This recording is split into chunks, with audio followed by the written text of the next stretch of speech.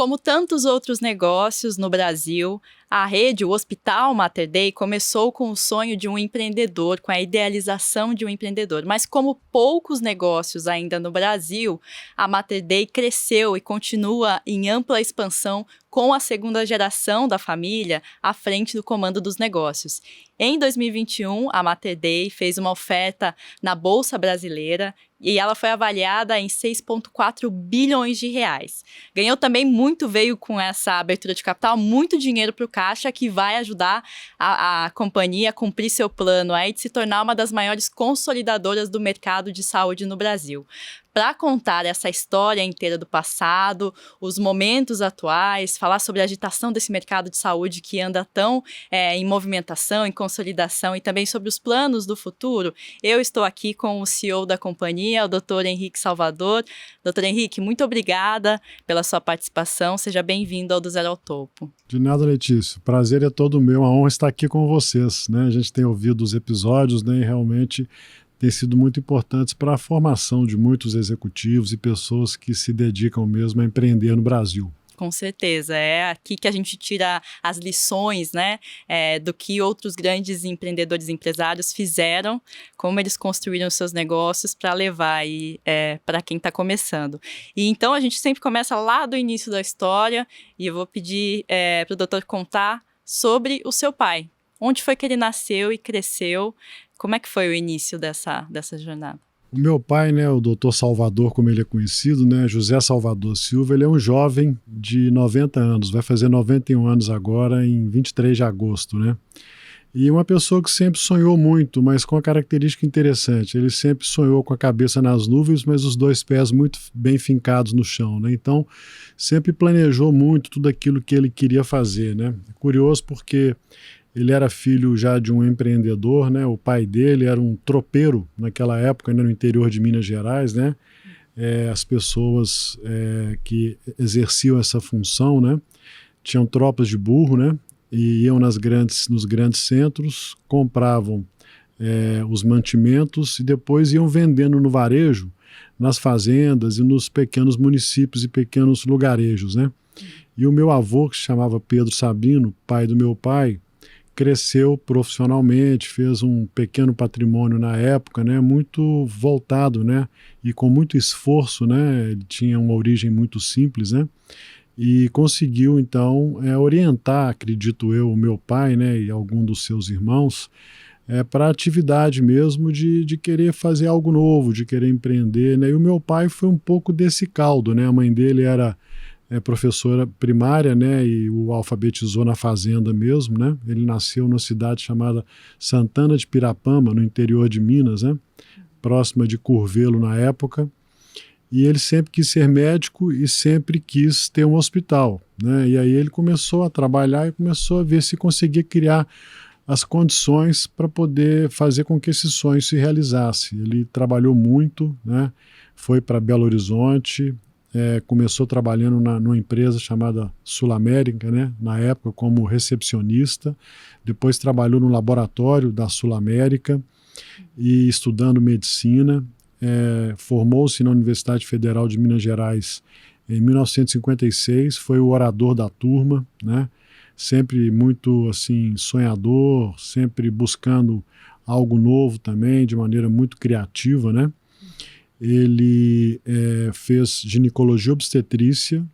Eu me lembro, né, eu sou o filho mais velho, né, enquanto criança, de vê-lo acordar muitas vezes durante a noite. Na época as mulheres tinham muitos filhos, né, para poder fazer partos, né, e aí ele foi se capitalizando, né, para poder fazer com que seus sonhos se tornassem realidade, sempre buscando exercer uma medicina com muita proximidade do paciente, das famílias, né?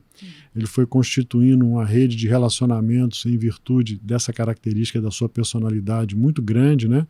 Casou-se também com uma médica baiana, né? E ele foi buscando então os mecanismos para isso. Numa determinada fase ele descobriu que se fossem só os honorários médicos, né, ele não conseguiria se capitalizar para construir o hospital dos sonhos dele, né? Então ele começou a investir o que ele ganhava no consultório em construção civil. Na época, construir prédios de apartamento em Belo Horizonte dava um retorno financeiro bastante interessante.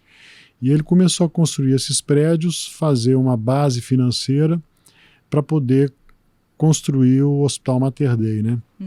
E assim ele fez, e assim as coisas começaram. Interessante que o doutor mencionou essa questão do seu pai construir esse relacionamento. Eu li em uma das reportagens que ele atendia em hospitais públicos, muitas vezes, e ele fazia partos ali, e muitas vezes ele conseguia clientes a partir dali para o hospital particular. Que chegavam no consultório dele, pelo que eu vi, era assim, por exemplo, muitas vezes tinha a empregada que ele atendia no SUS, e a empregada gostava tanto do atendimento que recomendava a patroa, chegava a patroa no consultório, né? Exatamente, ele conta isso com uma clareza muito grande. Ainda recentemente agora ele foi convidado para falar para um grupo de gestores nossos lá, né? Ele lembrou exatamente essa passagem que você está mencionando, né? Ele começou a atender as pessoas na época no INSS, né, ou se chamava INAMPS, né, e aí ele começou a atender as pessoas, né, não era ainda o SUS, né, e ele atendia muito bem essas domésticas, né, que trabalhavam em casa de família, e ela chegava em casa e falava com as patroas: olha, eu fui tão bem atendida, mas tão bem atendida por um médico hoje que eu acho que a senhora deveria ir nele. E acabava que elas marcavam no consultório particular dele, e aí ele foi criando uma clientela particular muito grande, né, e fez milhares de partos, né, em Belo Horizonte, ficou conhecido por isso, e aí começou a história, né, na verdade, do Mater Dei. Eu vi um número 20 mil partos. Isso. 20 mil partos muita coisa. Ao longo da sua vida profissional, ele fez em torno disso, né? De 20 mil partos. A minha mãe também fez ginecologia obstetrícia, né? Os dois trabalhavam juntos, né? Em alguns hospitais. Participaram de alguns projetos que não deram tão certo assim como sócios, né? Ele conta que muitas vezes o erro, e ele tem toda a razão nisso, né? Foi uma grande oportunidade de aprendizado para que no Mater Dei não se repetisse algumas situações que ele presenciou, né? E, sem dúvida alguma, é uma história interessante, porque são médicos, né, que empreenderam, né, e que dedicaram a vida a esse sonho mesmo. O doutor mencionou a questão de acompanhar o seu pai, de lembrar dele saindo à noite para fazer os partos. Pelo que eu li da história, você acompanhou bastante também a questão da construção do hospital, do terreno, a compra do terreno.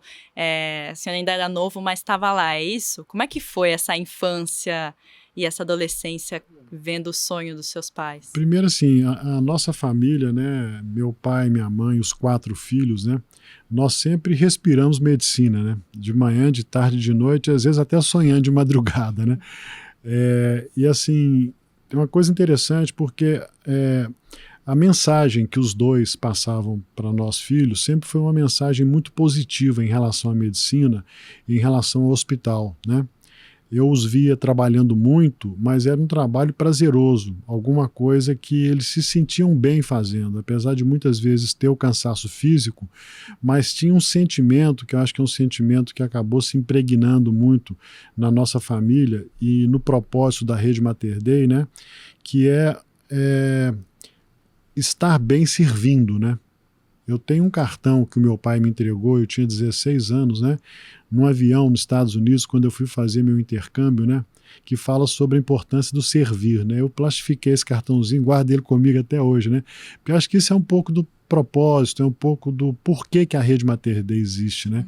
E nós filhos, nós víamos isso, né, víamos a maneira como eles tinham prazer exercendo a medicina e a atividade hospitalar. Não era incomum, por exemplo, na infância, antes de ir num clube, né, que a gente ia para os clubes no fim de semana com eles, né, um clube que se chamava o Moarama, inclusive, passar nos hospitais, a gente ficava no carro, ficava no estacionamento dos hospitais brincando ali, eles iam, desciam, prescreviam para os pacientes, examinavam os pacientes, voltavam e iam para o clube com a gente, né? Ou seja, a rotina de hospital, a rotina do exercício da medicina, né? Nós sempre vivemos muito de perto, tanto que dos 4 filhos, 3 são médicos, né? Eu, por exemplo, nunca tive dúvida que eu queria ser médico, né? Exatamente por esse exemplo que eu via e que era o exemplo natural mesmo, né? Que foi acontecendo naturalmente na minha vida. Desde pequeno, então, sonhava Desde pequeno, desde criança, né? E o senhor lembra de participar dessa questão do terreno, por exemplo? Foi Lembro. comprado em 1972, né? Essa é uma característica dele também, né? Do papai, né? Do Dr. Salvador, ele sempre nos envolveu muito em tudo que ele podia envolver, né? Ele dizia uma coisa interessante: você só gosta e se apaixona por aquilo que você conhece, né? ainda usavam uma imagem, uma figura de imagem interessante. Henrique, você não vai casar com a japonesa de Tóquio porque você não vai conhecer ela. Você vai casar com alguém de Belo Horizonte ou de Minas ou do Brasil que você vai conhecer, né? A gente se apaixona por aquilo que a gente realmente conhece e gosta, e quanto mais conhece e mais se identifica e mais gosta, mais se apaixona, né? Então ele sempre nos comprometeu muito e nos envolveu muito com as coisas relacionadas ao sonho do Mater Dei. Quando o primeiro terreno foi arrematado no leilão da Universidade Federal de Minas Gerais, eu e o meu irmão, nós estávamos lá, nós éramos pré-adolescentes, na faixa aí dos 12, 13 anos de idade, e participamos desse evento, né? Que foi um evento muito marcante na nossa vida, né? No dia que o Mater Dei foi inaugurado, em 1º de junho de 1980, na noite anterior, no dia anterior, né, dia 31 de maio, nós estávamos todos, a família lá, ajudando a limpar, organizar móvel, né? Enfim, foi sempre um projeto em que nós todos nos sentimos envolvidos. Falando da sua carreira, o senhor se formou em 82, foi isso? Exatamente, 1982. E como é que foi a especialização, esse período de aprendizado? Eu me formei em medicina em 1982 na Universidade Federal de Minas Gerais. Fiz inicialmente uma residência em ginecologia e obstetrícia no Mater Dei, né, que tinha 2 anos de inaugurado na época, né? Aliás, o primeiro plantão do Mater Dei eu e um colega, o Ricardo Marinho, como estudantes de medicina, no dia 1º de junho de 80, um domingo, né? Nós estávamos lá dando o primeiro plantão. E eu me formei na UFMG, fiz a residência em ginecologia e obstetrícia, e depois fui fazer a minha formação fora, né? Por quase 2 anos e meio, eu fiz a minha residência em mastologia, que foi a principal especialidade que eu exerci na minha vida, né? Na Inglaterra, no Guy's Hospital, né? Ligado à Universidade de Londres. Depois estive também em outros países, me aperfeiçoando, né? Fiz também reprodução humana, nós fizemos, eu e mais 2 colegas, o primeiro bebê de proveta de Minas Gerais na época, né? E exerci uma carreira na medicina, sabe, Letícia, assim, muito interessante, porque eu acho que a medicina é uma carreira que dá pra gente muitas oportunidades, né? E eu exerci com muita intensidade o consultório médico, né? Da mastologia, da ginecologia obstetrícia. Eu fui representante de classe, né? Eu fui presidente da Sociedade Brasileira de Mastologia, né? Fui vice-presidente da Sociedade Mundial de Mastologia, então eu exerci um pouco de uma representação de classe também, né? Eu sou professor livre-docente de ginecologia, né, e obstetrícia. Publiquei muito, participei de muitos congressos, então isso fez com que eu desenvolvesse um lado da minha formação médica, que foi a possibilidade de estabelecer um networking nacional muito, muito amplo, sabe? E depois, em 2011, eu dediquei mais também a partir de 2001, um pouco mais também a parte de gestão, né? Foi fundada a Associação Nacional dos Hospitais Privados, né? Eu fui vice-presidente, cheguei até a presidente da ANAP, né? Hoje sou conselheiro.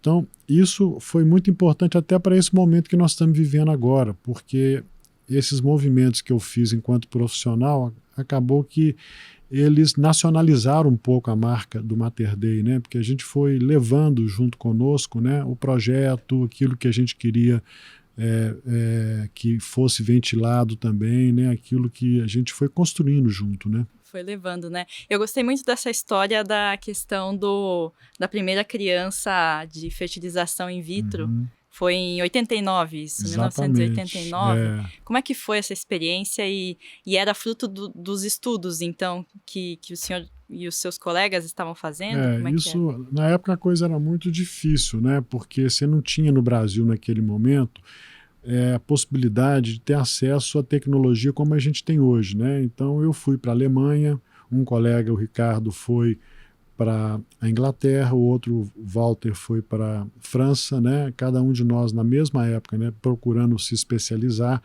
O processo da fertilização in vitro, né? Ele tem detalhes muito interessantes e minuciosos de laboratório, de coleta de óvulos, de fertilização, de transferência de embrião, né? Cada um desenvolveu um pouco a expertise e quando nós voltamos, né? Nós montamos então no Mater Dei um laboratório, né? E conseguimos fazer o primeiro bebê de proveta de Minas na época, né? Uhum. E isso, sem dúvida alguma, beneficiou um grande número de mulheres, né? Eu fiz uma técnica, aprendi uma técnica também no Canadá na época, eu estive lá durante algum tempo, né? Muito interessante de recanalização de trompa. Então, muitas mulheres faziam ligadura de trompa, depois se arrependiam, né? E era uma cirurgia muito prazerosa, porque as mulheres faziam a recanalização da trompa e às vezes engravidavam no mesmo mês, né? Porque era o que faltava, né, para que a gravidez ocorresse. E a medicina às vezes tem um pouco disso, né? O balanço entre uma parte um pouco mais leve e uma parte um pouco mais difícil, né? Eu sempre trabalhei muito com câncer de mama também, né? Operando mulheres que tinham essa doença, né? Então esse balanço, né, entre um e outro dá um pouco de leveza também para a vida da gente, né? E no meu caso foi muito legal, foi muito importante. Que tem essa questão de lidar com as vidas, né? Eu acho isso muito...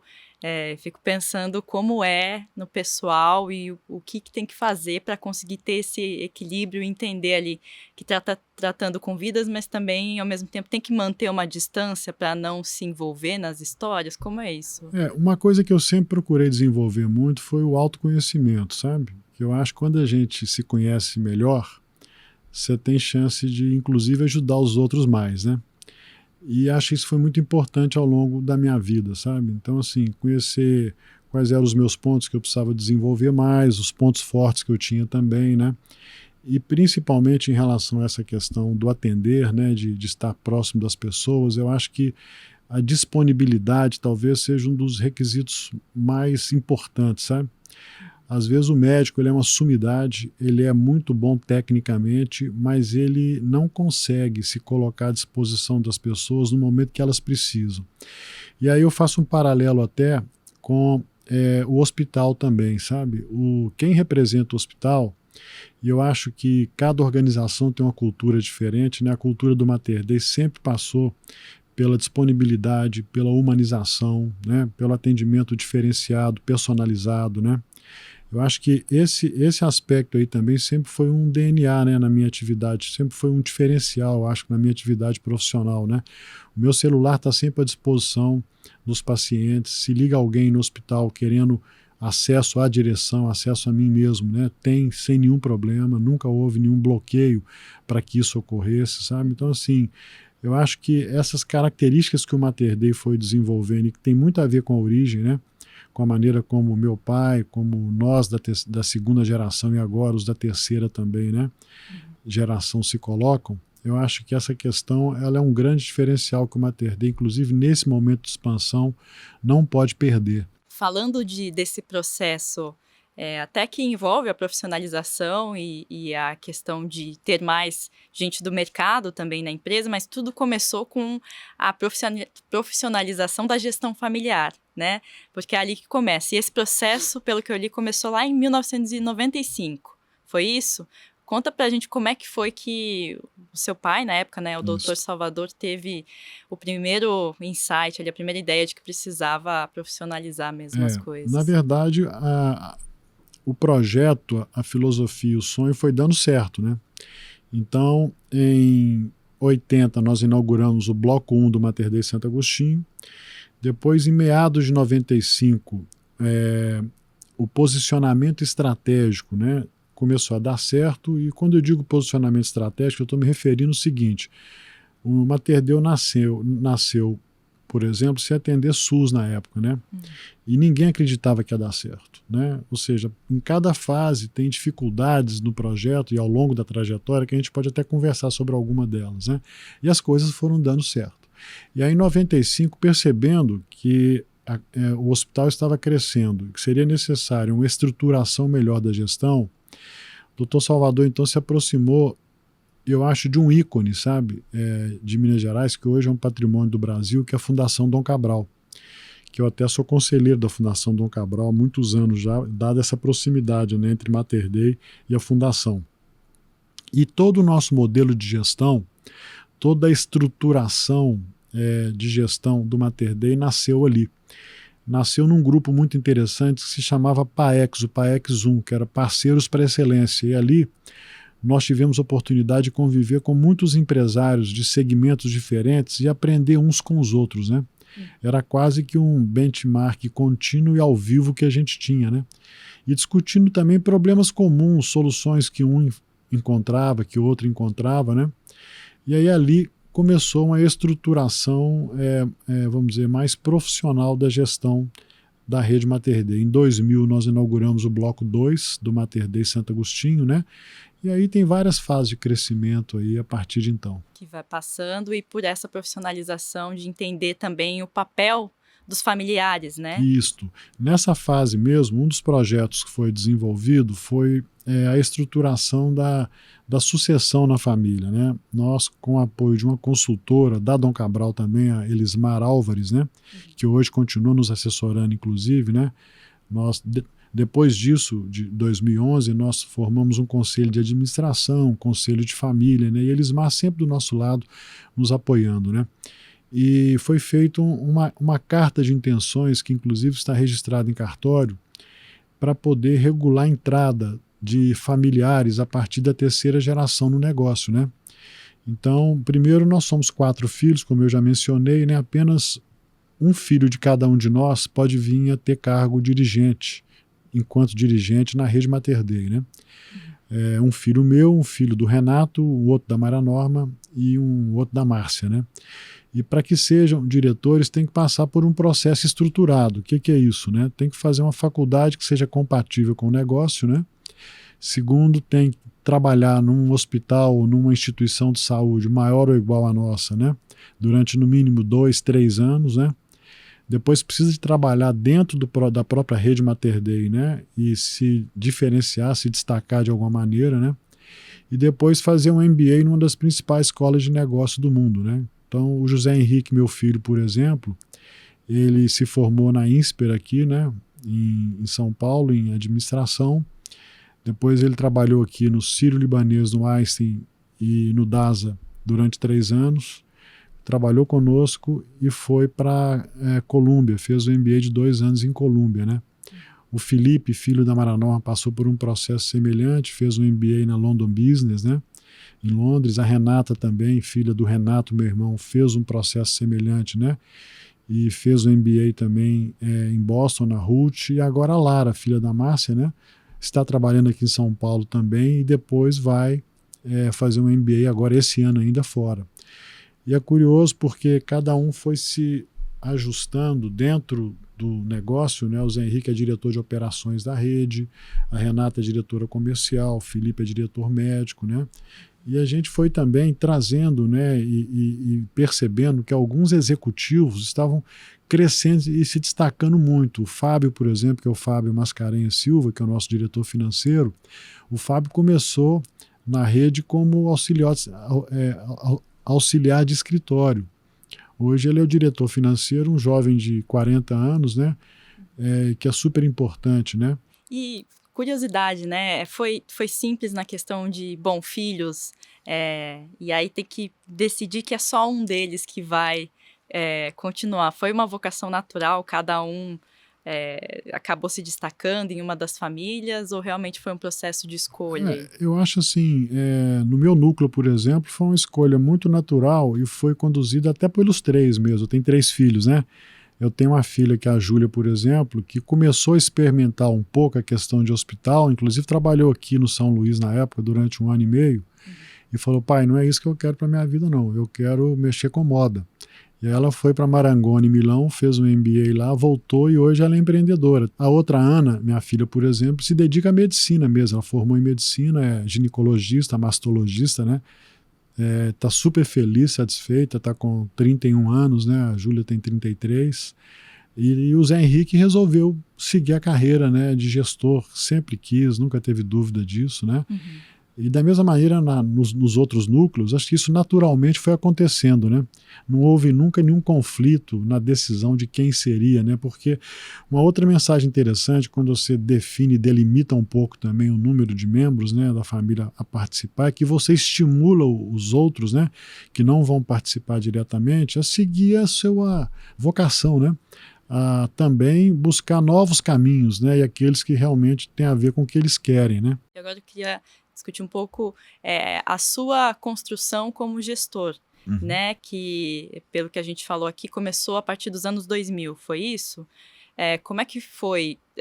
O doutor foi aos poucos se vendo migrando desse mundo de atendimento para pensar mais nos negócios? Foi um processo natural ou foi processo, de repente, do Dr. Salvador falando, olha, vem, né, me ajudar ali na administração? Como é que foi? Na verdade, em 2001 aconteceu um fato interessante que eu posso mencionar daqui a pouco, mas eu sempre fui muito assim voltado para as questões da gestão também, né? Eu passei no vestibular na época que eu fiz medicina e administração de empresas também. E eu fiz durante algum tempo administração e medicina, né? Ou seja, eu sempre então fui vocacionado também para as questões ligadas à administração e à liderança, né? Eu fui diretor clínico e técnico da Rede Mater Dei de 1985 até 2011, né? Então, muitos dos projetos ligados à área assistencial do Mater Dei eu tive envolvido com elas, né? Até 2000, mais ou menos, eu dediquei demais a minha carreira médica mesmo, né?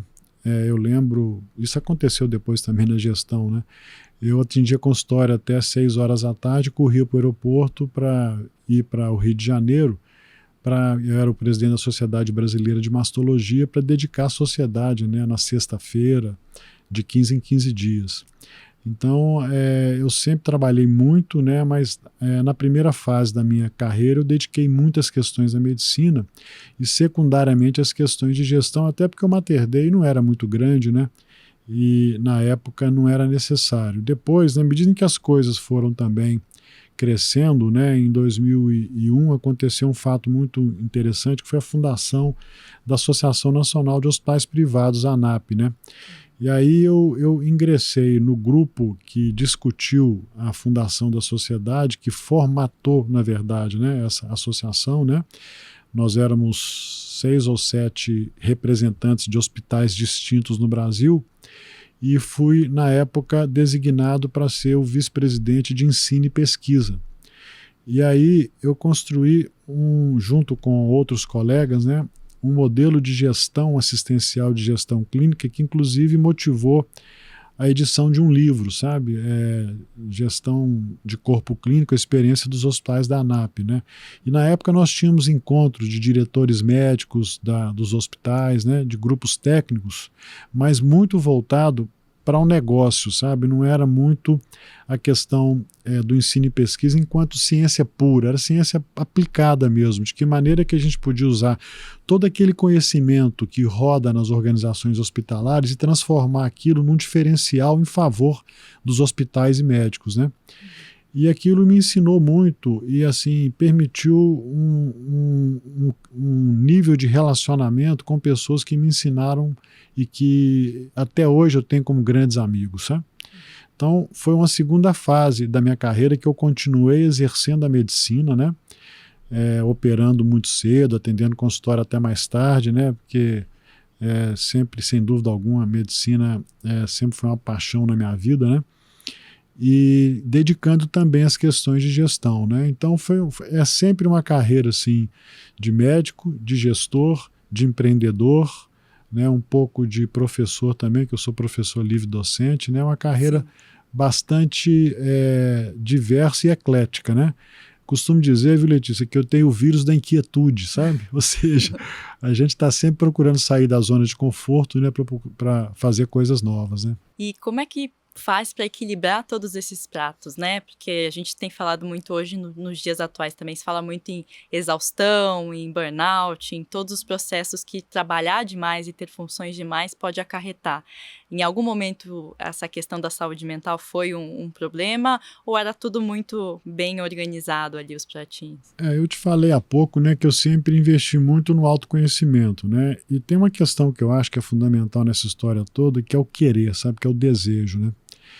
Quando a gente quer muito uma coisa, né, a gente acaba mobilizando os recursos, né, e mobilizando até internamente para que a gente possa ir além do limite da gente muitas vezes, né, e dar um pouco além do que a gente achava que poderia conseguir dar, né, em torno para viabilizar um sonho, né. Então essa sempre foi uma característica minha, sabe, assim, sempre foi usar a cabeça, usar os recursos que eu tinha para ver o seguinte, o que eu posso fazer para viabilizar esse projeto, esse sonho, que é alguma coisa que eu desejo muito, né?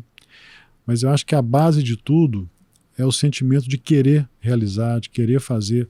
Uma coisa que eu costumo assim também refletir muitas vezes é o seguinte: a vida ela não dá duas safras, que eu saiba, né? Então nessa safra que eu estou vivendo, eu tenho que procurar fazer o máximo que eu puder e da melhor maneira possível para também ter a pretensão de deixar algum legado, né? Eu acho que isso também é muito importante e sempre foi um direcionador para as coisas que eu fiz também e que tem feito, né? A gente falou também sobre falar um pouco das dificuldades, né? Uhum. Até esse momento, anos 2000, o Mater Dei não era uma grande rede, tinha esses sonhos, tinham dificuldades, crises financeiras. Como é que era essa estruturação? Tem algumas crises que marcaram? Olha, eu acho que a arrancada inicial de um projeto é sempre um desafio, né? Então, assim, o Dr. Salvador e uma figura também que a gente precisa de lembrar, que é o Dr. José Alvécio, né? José Alvécio de Souza, que foi o par do Dr. Salvador na gestão nos primeiros anos, nas primeiras décadas, né, do Mater Dei. Ele foi muito importante. Ele já faleceu, infelizmente, a gente inclusive o chamava de tio, né? Dada a proximidade que ele sempre teve com a nossa família. Ele era sócio do hospital também, né? E uma pessoa que foi muito importante. Ele era o diretor administrativo, né? E assim, existia uma dificuldade muito grande no início, né? Eles se reuniam e falavam: bom, como é que nós vamos pagar a folha de pagamento esse mês, né? De onde que vem o dinheiro? Como é que nós vamos fazer, né? E outras dificuldades também que foram aparecendo ao longo do tempo, algumas crises do crescimento mesmo, né? De atrair pessoas, atrair talentos, né? Pensar um pouco fora da caixa, né? Como eu te dizia há pouco, né? No começo, o Mater Dei não atendeu o SUS e nunca atendeu, né? Depois nós optamos também por vários motivos, né? Na verdade, não foi nenhuma coisa propositada, mas foi alguma coisa que aconteceu naturalmente. Nós não atendíamos a Unimed, né? E não atendemos, né? Que é o principal comprador de serviço em Belo Horizonte. Muita gente dizia o seguinte: olha, com esse hospital da Contorno, não atender a Unimed, vai quebrar, não vai ter jeito, né? E deu certo, né? Então, assim, depois a questão do Mater Dei Betim Contagem, puxa, mas um hospital tão diferente dos outros dois, numa região onde não tem classe A e B, e está dando certo, né? Aí a questão do IPO, puxa, está crescendo muito rápido, né? Muito de uma vez, agora nós temos o desafio de integrar. Então, em cada fase, você tem as dificuldades, sim, né? E aí a gente tem que ter a capacidade de se reinventar, né? A capacidade de ter criatividade, né? De inovar, de incorporar tecnologia e principalmente de atrair as pessoas certas, sabe? Eu acho que prédio bonito, equipamento novo, arquitetura moderna, né? Eu acho que isso não é o que diferencia as organizações, sabe? O que diferencia as organizações é como se fosse o corpo e o espírito, né? O espírito são as pessoas. E é através das pessoas que a cultura transita. Então é muito importante ter pessoas alinhadas, adequadas e que estejam embarcadas no mesmo sonho, né? Porque aí a gente é capaz de ir além, a gente é capaz de trabalhar além do que precisa muitas vezes, né? E de não ter estafa, cansaço, burnout, né? Porque você acaba que até diverte um pouco no próprio trabalho, né? Acho que esse é também uma lição que a vida tem me mostrado, sabe? Quando a gente gosta muito daquilo que a gente faz, acaba que você encontra momentos, né, no próprio trabalho para você relaxar, né, para você visitar um paciente, rir um pouco, né, para você conversar com um colega médico e conversar sobre um projeto novo, e ele te fala da família, te fala do lazer dele, você combina um jantar com ele, combina um vinho, combina um fim de semana na fazenda, né? Então, assim, acaba que você vai criando em torno de um grande sonho e de um trabalho um estilo de vida mesmo. Mas você tem que ter prazer naquilo. Aquilo não pode ser alguma coisa que você está fazendo forçadamente, né? Que está fazendo contra a sua própria natureza, contra aquilo que você não gosta, né? Então, eu acho que as coisas vão acabando se encaixando. E foi em 2011 que teve, então, a passagem e o seu pai saiu da presidência e o senhor assumiu, foi isso?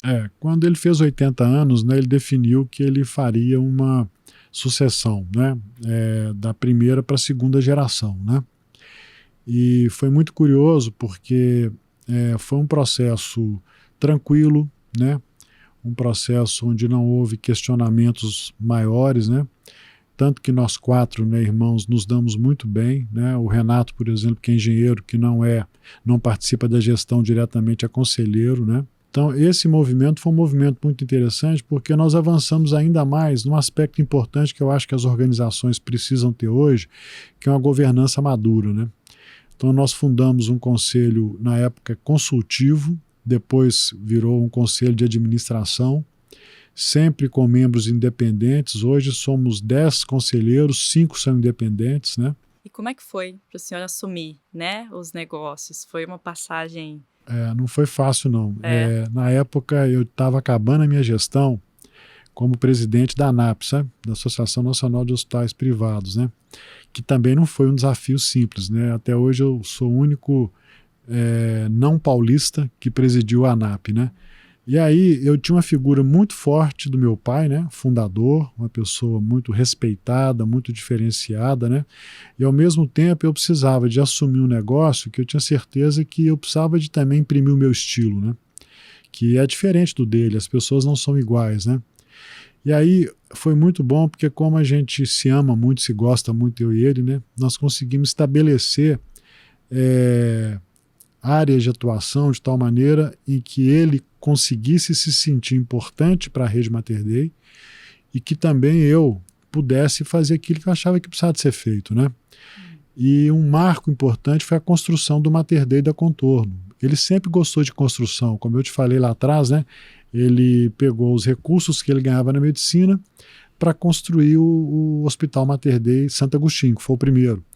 Então, quando veio o desafio da construção do Mater Dei da Contorno, que é um hospital enorme, são 63 mil metros quadrados de área construída, né? São 18 elevadores, 370 leitos, né? Um hospital bastante robusto. Ele dedicou integralmente a vida dele àquela obra, sabe? Nós mesmo construímos os nossos hospitais, né? E ele foi para frente, então ele passava na obra quase que o dia inteiro, né? Interagindo com fornecedores, interagindo com médicos que iam lá visitar o projeto, né? E aí eu fui tocar o projeto mesmo do dia a dia da Rede Mater Dei, né? E aí eu procurei profissionalizar ainda mais a Rede Mater Dei, né? E acho que isso foi um pouco a base para o movimento que nós vivemos o ano passado por ocasião do IPO, né? E como é que foi essa questão da visão das pessoas de que o senhor estava substituindo o seu pai, né? Porque eu acho que para as pessoas, para ficar claro isso e que a gestão vai ser diferente, não é um processo simples, né? Como foi feito isso? Eu acho assim, primeiro, eu já estava lá, né? Eu não vim de fora, né? Ou seja, eu estou no Mater Dei desde que o Mater Dei foi fundado, né? Então as pessoas já me conheciam de alguma maneira e sabiam o meu estilo qual era, né? Um estímulo muito acelerado, né? E aí, na verdade, tem duas coisas que eu acho que são importantes no processo de sucessão. Primeiro é que o sucessor, né, esteja preparado, né, para exercer, e a preparação muitas vezes ela não é só técnica, é uma preparação também, uma maturidade para entender, né, você tem que respeitar o passado, né? Entender o presente, né, para construir o futuro, né? Isso é uma coisa que eu sempre procurei fazer, né? E segundo, eu acho que o sucessor ele tem que ser validado pela comunidade interna, sabe? E isso é uma coisa que eu acho que aconteceu naturalmente, talvez por esses movimentos todos que eu te relatei, por um compromisso muito grande com o trabalho, pela minha participação em entidades fora do Mater Dei, então um pouco assim, houve quase que uma validação do meu nome também, de fora para dentro e de dentro para fora, né? Que foram movimentos naturais que foram ocorrendo, né? Acho que não foi alguém que se tirou da cartola e se jogou lá e falou, a partir de agora, né, esse é o príncipe ungido, né? Não houve isso, né? Houve uma validação, na verdade, de um profissional que já estava lá e que as pessoas percebiam que tinha condições mínimas para poder suceder o fundador, né? Acho que foi um pouco por aí. E o doutor tinha... o senhor teve que adquirir habilidades, características que não tinha antes e que teve que desenvolver nesse processo de se tornar gestor? Com certeza, né? Acho que, primeiro, eu já te falei, eu acho que a observação é muito importante, né? Eu procurei fazer cursos eu procurei fazer benchmarks, eu procurei visitar organizações que eu respeitava muito, né? Então, eu acho que foi um misto, assim, sabe, Letícia, de olhar muito para dentro, mas nunca perder o olhar para fora também, que eu acho que isso é importante para um líder, para um gestor de uma organização que vai ficando cada vez mais complexa, né? Com certeza. E o senhor assumiu com essa visão de vamos expandir, vamos acelerar ainda mais as coisas? Como é que Olha, era a visão o estratégica? DNA da Rede Mater Dei sempre foi o crescimento orgânico, né? Nós fizemos o bloco 1 do Santo Agostinho, depois o bloco 2, depois o Mater Dei da Contorno, depois o Mater Dei Betim Contagem, e curioso que em 2018, né, eu reuni a família e falei, acho que agora está na hora de sair de Minas, né? Então, para onde que nós vamos? Aí resolvemos para Bahia, e estamos inaugurando agora, daqui a 20 dias, né, um hospital muito bacana em Salvador, sabe? Então, o crescer, né, o não se acomodar, né, sempre teve na nossa vida, né, na vida de empreendedores, né. E aí, quando foi há uns 3 anos atrás, eu comecei a perceber claramente o que estava acontecendo na nossa indústria, né. Em 2010 houve uma mudança na lei muito emblemática, que até então não se permitia que o capital estrangeiro investisse em prestação de serviços hospitalares. Em 2010 houve uma mudança na lei. E essa mudança acelerou muito esse processo de consolidação. Então, percebendo isso, né, eu chamei, o pessoal falou, olha, agora é o seguinte, nós dominamos muito a gestão hospitalar, né, que mexemos com esse negócio há 40 anos. E somos muito presentes na frente, né. Dominamos muito processos, né? Os nossos hospitais são certificados pelas principais normas certificadoras de hospitais do mundo, né? Faltava o capital, né? Então, assim, gente, para a gente poder conseguir acelerar esse crescimento e não mais apenas construir hospitais, mas comprar hospitais e formar uma rede robusta, nós vamos precisar de capital. E aí fui conversando com um, com o outro, né? Inicialmente conversei com o Dr. Salvador, né? Claro, né? Alinhei com ele o que precisava, depois mostrei para os meus irmãos também que era o momento, né? E aí começamos um processo que se chama dual track, né? Que seria ou fazer uma capitalização privada com a vinda de um fundo ou uma capitalização pública, que era o IPO, né?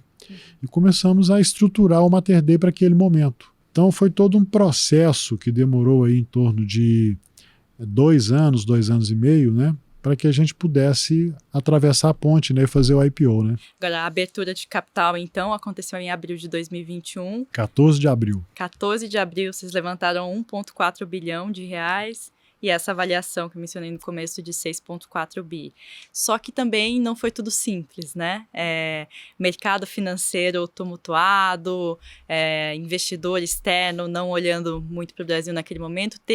Vocês tiveram que baixar o preço da oferta para conseguir lançar ela no mercado. Como é que vocês viram esse movimento na época e por que a decisão de continuar, né, com esse processo? Foi um momento de muita tensão, né? Assim, porque, na verdade, durante o nosso roadshow, a gente percebeu que a tese Mater Dei era uma tese muito bem vista e muito bem entendida pelo mercado e pelos investidores, né? Só que a janela ela foi se fechando, né? E foi ficando difícil. Não sei se você lembra, nessa mesma janela, outras empresas, né, inclusive outras redes hospitalares, tentaram também abrir capital e não conseguiram, né? Tiveram que recuar. E nós conseguimos e chegamos à conclusão ali naquele dia, né, no dia 14, né, até um pouco antes, de que seria necessário sim a gente reduzir o valor, né, o valuation do grupo, né, para que a gente conseguisse dar esse passo. E aí tem uma questão muito importante que fala um pouco a nosso respeito também, né? Nós não pensamos nesse negócio no curto prazo, sabe, Letícia? Então a nossa visão é de médio e longo prazo sempre, né? É um projeto de vida mesmo, né? E aí, essa diferença, né, do preço de partida no IPO, acho que ao longo do tempo, se aquilo que a gente pretende fazer der certo, né, eu acho que isso vai ser pouco importante, exatamente por essa visão de médio e longo prazo que a gente tem. Mais importante até, que me preocupava muito, era conseguir cumprir a agenda que a gente prometeu cumprir. E isso nós conseguimos fazer em 1 ano aquilo que estava prometido para 5, né? Então isso foi muito importante também. Nós fomos para regiões onde a gente tinha pré-selecionado que iríamos, né? com determinadas características de ativos que a gente buscava e conseguimos comprar esses ativos, né? E na época a dúvida que se existia é o seguinte: olha, será que o Mater Dei vai conseguir competir pelos bons ativos, né? Uma vez que tem outras redes que têm mais dinheiro, mais recursos, né? Que são maiores. E o mercado percebeu claramente, a gente dizia isso, né? Não, é possível sim, e foi possível, né? Porque é interessante, porque muitas vezes a reputação da gente nos antecede, nos precede, né? E as pessoas acabavam que conheciam mais sobre o Mater Dei do que a gente imaginava, os possíveis alvos de aquisição, né? Só em 2021 foram 5 hospitais, né, adquiridos aí, e mais uma empresa de tecnologia, é isso? Exatamente, né? Foram 5 hospitais. Primeiro, o que a gente sempre faz, né? Estuda a praça, né? O mercado, né? A cidade. Então, vamos imaginar um exemplo aqui, Uberlândia, por exemplo, né? Uberlândia é uma cidade de 700 mil habitantes, né? Um PIB per capita altíssimo, muito maior do que o de Belo Horizonte, né? Fomos atrás de um hospital que fosse muito relevante, que é o Santa Genoveva, né? Uma negociação que durou 1 ano e meio, ou seja, ela começou muito antes do IPO, né? O hospital tinha 215 sócios, e nós negociamos com 215 sócios e conseguimos fechar a operação, né? Depois compramos um segundo hospital, que é o Santa Clara, que ainda tem uma condição precedente para ser cumprida, que é o CAD, né? Então ela vai passar por um rito ordinário no CAD, né? Isso demora um pouco mais do que o rito sumário, né?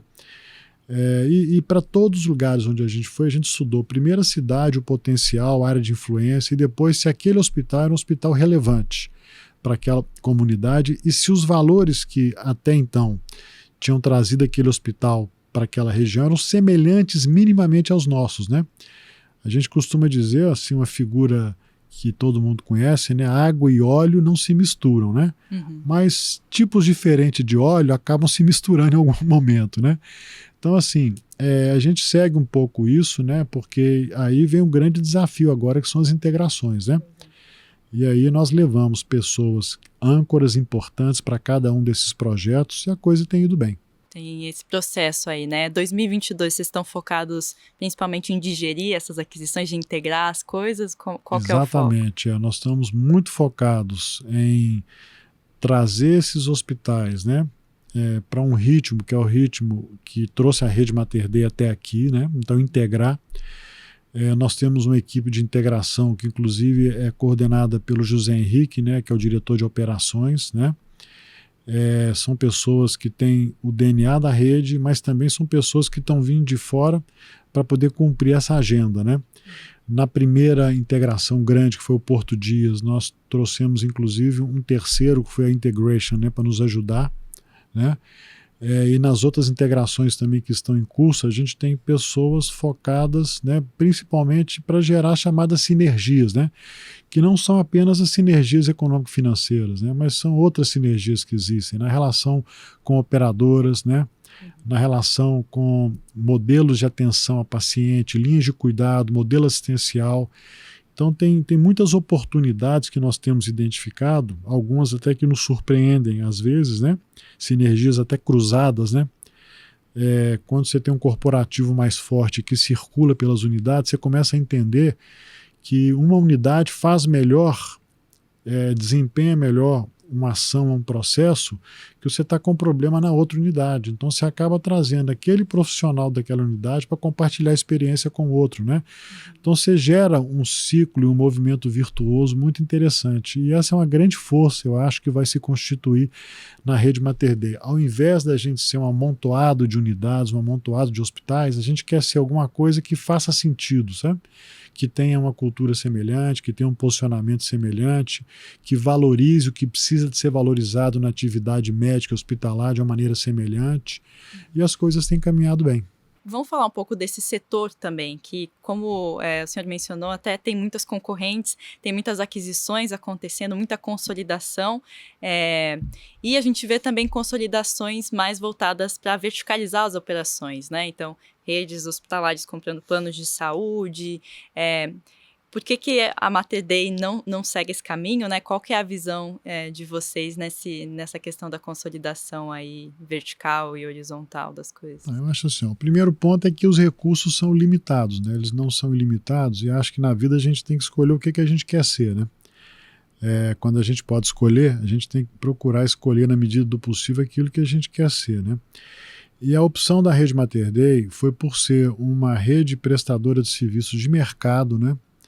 Não verticalizada e verdadeira parceira de muitas operadoras, né? Nós temos hoje projetos com operadoras de mercado que são muito importantes, né? E que acaba que o Mater Dei é um parceiro preferencial de muitas delas, né, nos mercados onde nós estamos, né? Pelo comportamento ético, pelo comportamento de atender as necessidades do cliente que a gente sempre teve, né? Então, até o momento, nós não identificamos a necessidade de ter uma operadora de plano de saúde. Nós achamos que não é necessário isso, porque o Mater Dei tem conseguido crescer e acho que há um espaço muito grande aí pela frente para que isso aconteça ainda durante muitos anos, né? Nós estamos passando por um momento, né, Letícia, que eu costumo dizer o seguinte: as placas tectônicas, né, do setor estão se movendo, né? E quando elas se movem, surgem oportunidades também, né? Quando uma determinada rede faz a opção por um prestador, acaba que outros prestadores se aproximam da rede Mater Dei buscando mecanismos e formas de serem mais fortes também no movimento competitivo, né? Então, ainda não houve essa necessidade, nesse momento, do Mater Dei fazer esse tipo de incursão, né? E acho que no Brasil os segmentos são muitos, né? Não é um negócio único que opera da mesma maneira.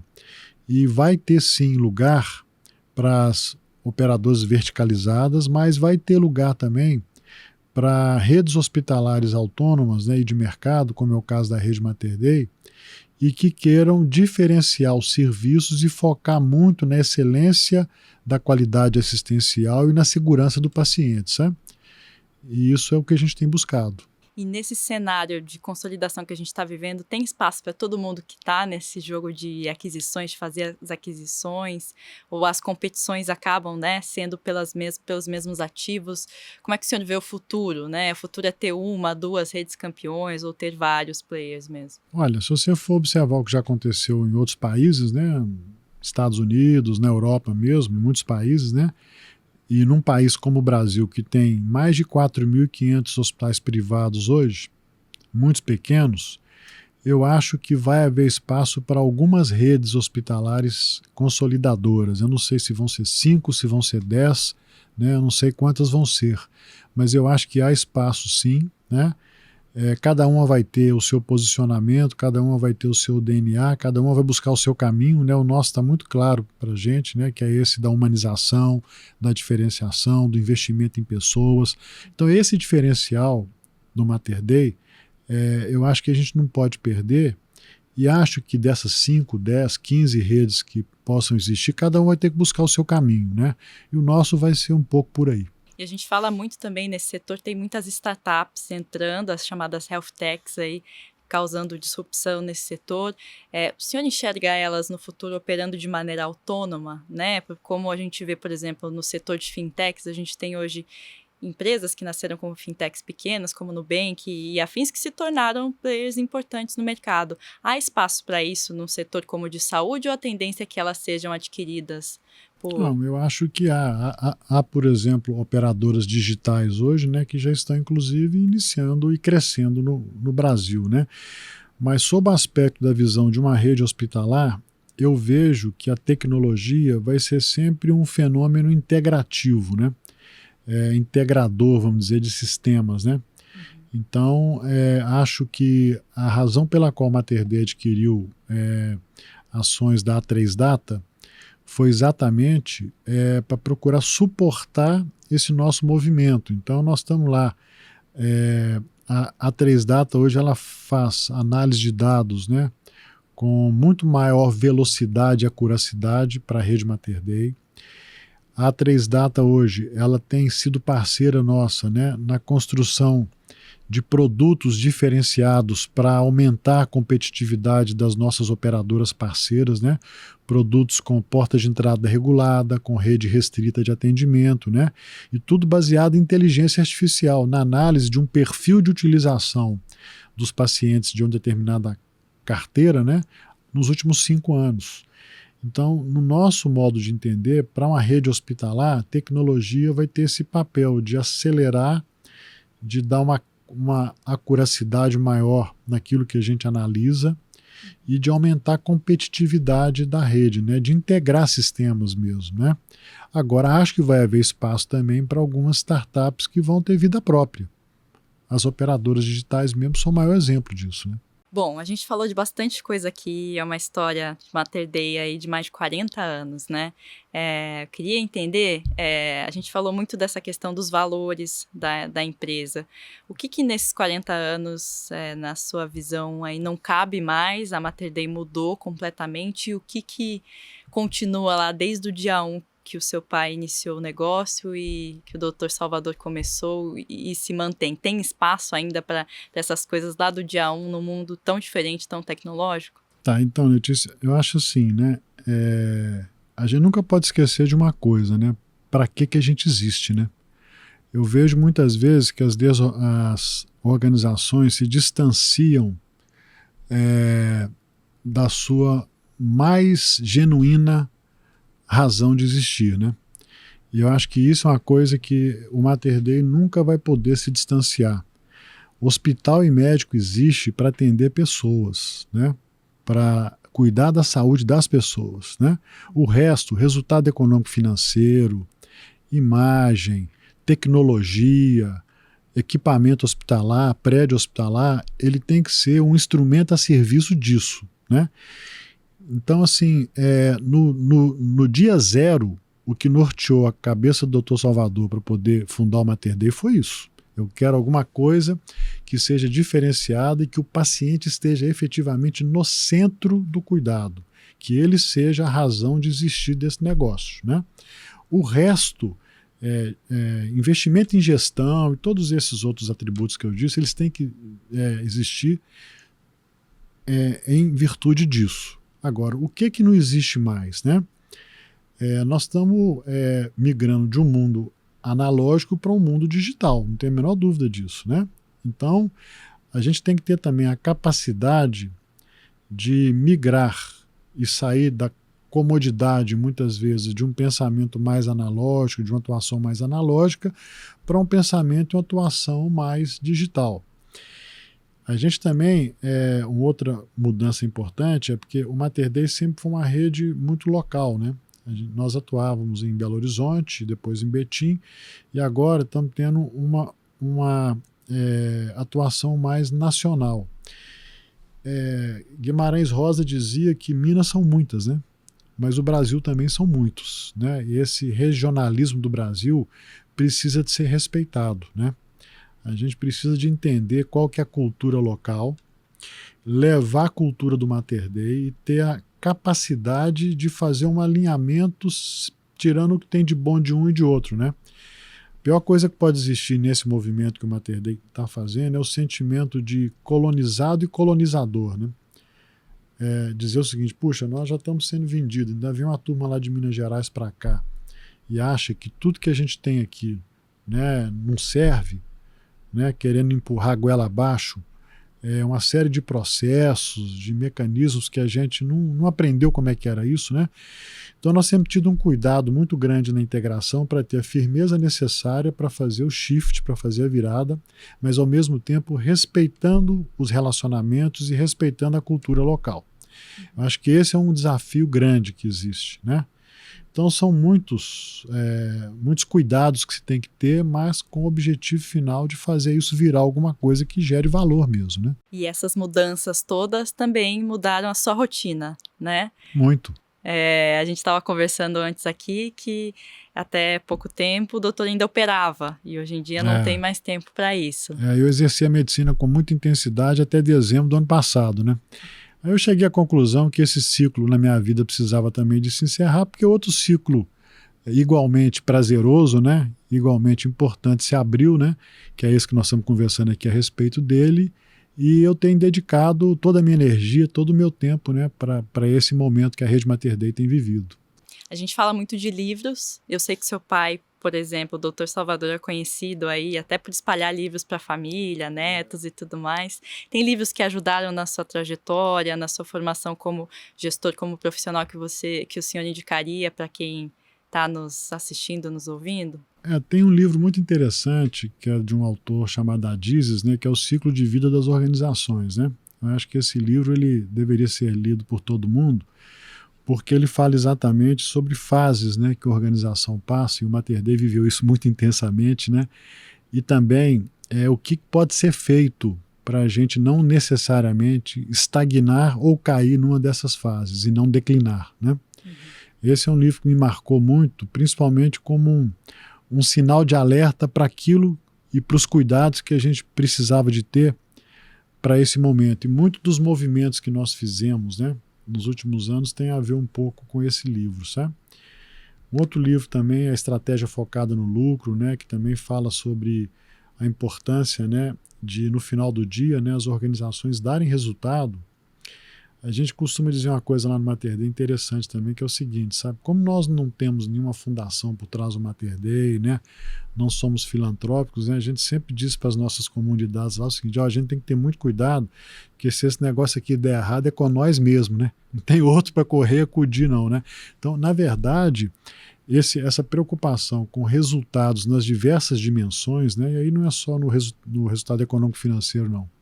Mas é no mercado de imagem, é no campo de pessoas, é no campo de tecnologia, né? Essa visão de buscar resultado, eu acho que é muito importante para qualquer organização também. A gente não está aqui trabalhando e nem à frente de organização por diletantismo, né? Nós estamos aqui para dar resultado e para, mais uma vez, gerar valor para os diversos stakeholders, né? Eu acho que esse livro também foi importante e vários outros. Eu gosto muito de ler algumas biografias também, né? Tem uma biografia, por exemplo, na verdade não foi biografia, é uma história do Juscelino Kubitschek de Oliveira, né? Um mineiro, né? Ilustre, né? Médico, urologista, né? Sim. E que sem dúvida alguma foi um dos maiores presidentes que esse país já teve, né? JK, o Artista do Impossível, né? Foi um livro também que me marcou muito. Maravilha. E hoje sobra tempo para ler? Claro. Nessa tem que rotina? ter, né? A gente precisa de estar sempre atualizando, né? A medicina, aliás, quando ela é exercida com profundidade, ela ensina isso pra gente, né? A medicina você tem que estar estudando a vida inteira, né? O tempo todo. Então, o prazer da leitura é um prazer único também, né? De ler um livro, um bom livro, é um bom companheiro. Muitas vezes até no avião ou no fim de semana, né? Tem que ter sempre esses momentos. Nas horas vagas, o hobby é leitura e cavalos. Não só cavalos, acho que fazenda, né? Nossa família é muito voltada para o agro, né? Uhum. Meu avô materno era fazendeiro, meu avô paterno era fazendeiro, já te contei a história dele, papai fazendeiro, né? Eu sou, meu irmão, meu filho, então assim, fazenda, pelo fato da gente ser das Minas Gerais, né? A terra das montanhas, o mineiro fica imaginando o que será que tem atrás daquela montanha, né? E normalmente tem uma fazenda. E vão lá descobrir, pronto. E é lá que todo mundo se reúne. O doutor Salvador também participa. Também, ele, fazendo. doutora Norma também, que é outra figura, viu? Ímpar na nossa família, sabe? A doutora Norma, né? Uhum. Também. Sempre teve ali e foi importante para a construção dos negócios. Uma baiana, né, que veio de Feira de Santana, né? E está lá conosco, firme e forte. Tá certo. Doutor Henrique, muito obrigada pela sua participação do Zé Obrigado a você, foi um papo ótimo. A gente vai lembrando de passagens que normalmente a gente nem lembra, né? Né? Assim uma é ótima gostoso. oportunidade. Obrigado, assim é viu? Obrigado, Letícia. Letícia. Prazer. Obrigado, um abraço.